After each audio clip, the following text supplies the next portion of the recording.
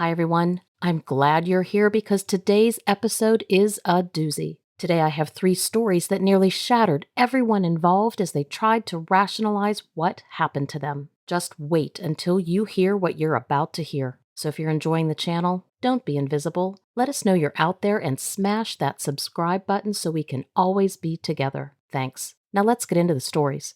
Hi, Lilith. I've been a follower of your channel for a long time and have always loved your stories. I just never thought that I would have a story of my own to share, until now. This incident happened the other night. I work the front desk at a small-town medical clinic in Western Maryland. Most of our patients are locals who sprain the occasional ankle or smash a thumb with a hammer. We hardly get any outsiders in town. The few who do are typically going to or coming from the nearby Savage River State Forest. I usually work the day shift from 8 a.m. to 6 p.m., but the overnight girl had just gotten married, and her new husband were on a honeymoon for 2 weeks. The clinic asked me to cover her shift, and since I didn't really have any good reasons not to, I agreed. The clinic was run by a doctor who lived in an attached home to the clinic. If there was ever a real emergency, we were instructed to call her into the clinic. Otherwise, the patient could just see one of the few nurses who were on the payroll. Usually there were only 4 or 5 people in the clinic at a time and only 2 at night. I had never actually had to call the doctor in for an emergency until the other night. This night had been as quiet as the rest of them at first. It was only me and the one nurse who was hanging out with me at the desk. She was watching something on her phone, some weird show about people getting married at first sight or something, when somebody burst through the front door. It was 2 Maryland state troopers, and between them they were dragging a man who was bleeding profusely from multiple wounds across his body. I was too stunned to say anything, but the nurse who was with me was both rushing to help the officers and reprimanding them for dragging the poor guy. As the 3 of them carried the man into the back, the nurse told me that I needed to call the doctor right away. I was a little nervous at this. The doctor was always nice enough to me, but something about her always made me feel a little intimidated. I knew she had spent 6 years in the Army, and there was even an office rumor that she was still connected to the military. I called her number twice, but I never got an answer. I could hear commotion coming from the others in the back, so I threw my jacket on and I ran outside, next door to the doctor's house. I banged on the door sharply and I was caught off guard when the door almost immediately opened. The doctor was there, fully dressed and ready to go. She hardly greeted me as she walked past me, heading straight to the clinic, so I just followed her back next door and into the waiting room. The doctor immediately walked to the back of the clinic, and I went to one of the supply rooms to try to find something to clean up the blood near the front door. I found some gloves and disinfectant, and I was scrubbing hard when the doctor walked back in about 2 minutes later. When she saw me cleaning the blood, she told me to stop immediately and to leave it alone, that she would take care of it herself later. I started to protest. The idea of the doctor having to clean up that mess was absurd. But before I could say so, she held up her hand to stop me. And I remember what she said next with chilling clarity. "Lock the door," she said. "Lock it. Turn off all the lights in the front room and get behind the desk, out of sight. If anybody comes to the door, you are not to let them in, not for any reason. Do you understand me?" I guess I must have shown some sign of agreement, because after that, she just turned and returned to the back room. I was absolutely dumbfounded. I had no idea what she was talking about or why she would say any of that stuff. And I was pretty unnerved at that point. I ran around turning off the lights and locking the deadbolt on the front door. I ran back behind the desk and I crawled underneath it. My heart was racing and it was hard to keep my breathing steady. The clinic wasn't really big, but I hadn't seen the other nurse or either of the officers since they took the injured guy into the back room. I sat for what felt like an hour under the desk when a sudden banging on the front door scared the crap out of me. I almost got up to see who it was until I remembered what the doctor had said. I thought about peeking over the counter to see who it could be, but then I thought better of it. And honestly, I was too afraid to look anyway. At first, it seemed like the banging was coming from a single person. But after a few moments, it sounded like 2, and then 3, until ultimately it sounded like half of the town was out there just banging on the glass doors. I was terrified, sitting crouched down with my head tucked between my legs. There were no voices or demands to be let inside, just rapid rhythmic banging. Nobody from the back came out, and I sat alone in the receptionist room, just waiting for the thunderous pounding at the door to break the glass. I can't tell you how long it went on for. At one point, I was certain I was losing my sanity when it just stopped. One moment it was absolute turmoil, and the next, complete silence. The new stillness was more unsettling than the pounding had been, to be honest. Only a few minutes later, there was another knock at the door, and I felt a pang of fear, thinking that whoever was out there had returned. But this time, I could hear voices on the other side. I was working up the courage to actually look this time when the doctor came bounding down the hallway to the front door. She unlocked it and threw it open. A stream of men rushed in, probably a dozen, all dressed in a type of military uniform that I couldn't recognize. A few were carrying what looked like medical instruments, while others were carrying assault rifles. It was chaotic, and I found myself being gently escorted outside into the back of a black SUV. 2 men sat in the front seat, and another sat next to me in the back, all dressed in the same military fatigues I had seen the other men wearing. The man sitting next to me in the back asked me to explain the night's events, and I did. At least the parts I could, anyway. He asked me a few questions, mostly about the pounding noise that I heard. I could tell he was trying to hide it, but when I told him it sounded like literally dozens of people, he became very concerned, almost frightened. When I was done, he thanked me politely and told the man at the wheel to drive me home, and he did. I never did give my address, but somehow they knew where my house was anyway. The next day, I received a visit at home from the man who had questioned me. He told me that the injured man had contracted a rare and infectious disease, and that everyone who had come into physical contact with him needed to be quarantined. The pounding I heard was a delusion brought on by the stress, and that I would soon receive a call from someone with the Department of Health with information on my indefinite paid leave of absence. And that was it. I haven't seen the doctor, the nurse, the injured man, or the officer since. And just like the man said, I received a call from somebody who claimed to be from the Department of Health. I've been placed on an indefinite leave of absence with full pay. The only restriction being that I don't discuss the incident with anybody. In the mid-2000s, I decided to join the Army. I guess at the time I thought it would be some kind of a grand adventure. I managed to make it through basic training and advanced individual training. I'm not going to lie though, it really kicked my butt. But I managed to get through it, and I got sent to my first duty station. It was at the National Training Center for Pre-Deployment Training. I was issued supplies and a room, and I tried to get myself settled in, but it wasn't an easy transition, and I felt uncomfortable there. The place just didn't seem right to me.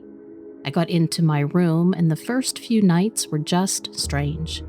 There was a weird energy there, and bizarre stuff kept happening. For example, my gear kept getting moved around. I'd find my things in the most random places, and the lights would often turn themselves on in the middle of the night, and I kept hearing weird groaning noises, stuff like that. I had been alone there for the first few days, but my roommate showed up at the end of the week. We had known each other during basic training, so it was nice to have somebody familiar around. I told him that I felt like somebody was messing around with me, and I warned him to watch his stuff. The first night he was there, we secured our room and our belongings, and we went to sleep. We had to be up at 5:30 for physical training, but at around 1 in the morning, I woke up because my blanket had fallen off the bed. I was freezing, which was bizarre because we were in the South and it was the summer, so it's always hot. So I got down to get my blanket, and I glanced over to notice that my wardrobe doors were open. I went and I closed them and then got back into bed. I fell asleep again, but then not much later, something woke me up again. I sat up and now saw that all my stuff, and also my roommate's stuff, had been tossed around the room. I woke up my roommate and he was really irritated. Anyway, we got our stuff picked up and I went back to bed, but I got woken up yet again, and now it felt like we weren't alone. Luckily, I could hear my roommate snoring, so I knew he was in his bed, where he should be. But that's when I saw the light from the fridge in the kitchenette shining into the room. I could also see that somebody had the fridge door open and they were looking inside. It was a soldier, and now it was freezing again. I was about to call out to the soldier, but that's when I watched as he turned around. And it took a minute for my eyes to adjust to the light, but then I started to recognize the gear that he had on. He was loaded up with combat gear and wearing fatigues and boots. I mean, he looked ready for war. When I looked at his face, he slowly turned it in the other direction, and I was shocked at what I saw. Half of his head and helmet were gone, like they had been blown off. I was petrified at that point, but I watched as he closed the fridge and walked across the room to the door and walked out. I was at a complete loss for words. Obviously, that couldn't have been real. I knew that it was a dream, but my mind was racing and I couldn't sleep the rest of the night. I didn't even wake my roommate up. It was all too bizarre. I showed up to PT and the acting first sergeant could tell that I wasn't myself. He actually said, "You look like you've seen a ghost." I almost broke my concentration and told him what had happened, but I contained myself and I told him that I was fine. But then about halfway through PT, he came up to me again and asked what was going on. I guess I wasn't hiding it as well as I thought I was. I told him I just hadn't been able to sleep that night. But then after PT ended, he pulled me out and said that I should just speak up and whatever I said would be off the record. I told him that if I told him what happened, he would think I was crazy. He told me again that I should trust him, and he assured me that it would be off the record. I started telling him what happened, but when I got to the part about the soldier's head being half blown off, his face got pale, and he was quiet. He said, "Who put you up to this? Do you think this is funny?" For some reason, he was really put off by my story, and my impression was that he thought I was trying to put one over on him. But I had no idea what he was talking about. "Put me up to this?" I asked. I swore to him that I wasn't lying and that I had seen this apparition, and that it had completely freaked me out. And then he told me to follow him. He took me to the command office where I had never been. He unlocked a door in the back, and I followed him into a room where the commander's desk was. There were some portraits on the wall, and he pointed to one. It immediately gave me chills. Plain as day, I was looking at a portrait of the soldier I had seen. I just said, "That's him." The sergeant told me who he was. He was a corporal in the unit's first deployment to Iraq. He had died in an IED attack that took off part of his head. Apparently, I was the first soldier to be assigned the room I was in since it had belonged to the deceased corporal. I was floored. I didn't know what to say. The sergeant then told me stories about who that soldier was and how well liked he had been. I think at that moment I completely realized how tragic war really is. I deployed with that unit a few months later, and I spent a year fighting in that horrible place. I had some really close calls, and each one of them made me think of that corporal.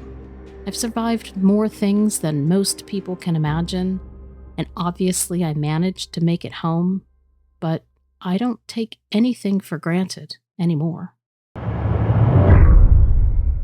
I started working in IT shortly after my first post-grad internship ended. I had been a computer science major, but I figured that I had to pay a couple of dues before being able to open and run the business that I had always dreamed of. So I was working with this temp agency, and I kind of shuddered knowing how overqualified I was to be working amongst the other temps. Seriously, this was intended as a baby step. They set me up at this printing company that I had never heard of. I was planning on staying for less than a year so I could just get some real-world experience for my resume.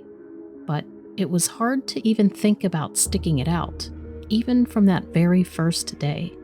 There was only one other person who worked in the IT department, and they scared the hell out of me. He probably was once a promising young professional with big dreams and high ambitions, but was now a sappy, middle-aged IT guy who always looked miserable. I tried my best not to engage with him too much. The possibility of ending up like him was too much to even consider, too. But I wasn't there to make any friends, so I won't deny the fact that I was a little less than friendly. Our department was essentially just a tiny dark office with 2 desks. We had to spend a lot of time shut in that room together, so whenever there was a service request, I jumped at the opportunity to solve it. A few months into things, I finally learned a little bit about my coworker. He had been a lot like me when he was my age, so I asked him why he never moved on from the job. Apparently, he thought I was just a gullible idiot and told me some hokey legend about this apparent entity down in the basement. He said that when he first started working there, his coworker told him about it. So when he saw the thing in the basement, it scared him so much to the point that he couldn't leave. Some hybrid of Stockholm Syndrome or an utter BS is what I thought it was. I just rolled my eyes and sarcastically thanked him for the honesty. But he insisted that he wasn't fibbing, and he just told me that if I wanted, I could go check it out for myself. I scoffed. I was a well-educated, soon-to-be professional, not some small-town ghost hunter. But he was adamant that he was being truthful. So with a hefty groan and an urge to put a stop to it, I obliged. I grabbed a small flashlight that I kept in my desk drawer, and I headed down to the basement. I hadn't spent much, if any, time down there. As far as I could tell, it was just another storage vessel for the company. I had seen my coworker go down a few times for extra paper and staples, but that was it. The building we worked in was small, 2 levels with an added basement, no elevator. I kicked open the door to the staircase leading down. The smell was immediately dank and musty. It reminded me of a sweaty gym bag or a mildewy towel. I flicked my flashlight on in front of me and headed down the stairs. There was a ton of surplus crap everywhere, ceiling-high towers of cardboard boxes, and the room itself was rectangular with this concrete divider between the front and the far side. I let my flashlight roam over the walls in the front half of the basement. Nothing was out of the ordinary, just poorly organized and overstuffed. The basement could really stand to hire an organizer or something, or a maid at least. I shuffled over to the concrete divider, and an unexpected wave of apprehension passed over me. I shook it off, and I rounded the divider to the other side. There were a few towering piles of boxes in the darkest, furthest corner, and 2 desks, almost identical to those upstairs. I glided the flashlight over them. Yes, they were the exact same desks as upstairs, but these were covered in years of dust and grime. When my flashlight slid from the desk surface to the negative space next to it, I almost lost it. My flashlight shone directly into 2 milky, dead eyes, staring directly at me. I jumped. I dropped the flashlight, sending it rattling to the floor. When it stopped, it cast a steady beam of light from the floor, and it illuminated 2 skeletal, slimy-looking feet poking out of the darkness. The light stopped at the creature's shins, showcasing the oily gray skin covering the malnourished body. With shaking fingers, I reached out for the flashlight. A hand then appeared from the darkness and grabbed my wrist. I wanted to scream, but when I tried, I physically could not. It was as if the thing's touch had silenced me. The skin was cold and sick with I don't even want to know with what. It couldn't have been good. And as its grasp on my wrist began to tighten, I knew I needed to break free. It started to pull me closer to the corner, into the darkness. This horrible hooting sound echoed through the basement. It sounded like it was closing in on me. So with all the strength that I could muster, I yanked my wrist from the hold, and I heard the sound of its body crashing into the tower of boxes. I grabbed my flashlight and I ran from the sounds. I made it up the stairs and I slammed the door shut. When I returned to my little office, my face said it all. My coworker even had the nerve to laugh out loud, knowing what had happened. I knew I couldn't say anything. I didn't even make a noise for the rest of the day, and I'm only now sharing this with you. I did leave that job the next week. I just couldn't handle looking into that coworker's face, knowing what he knew and what he had sent me to. Anyway, luckily I found you, and now I feel that I can share this story in this safe space that you offer. Thank you for that.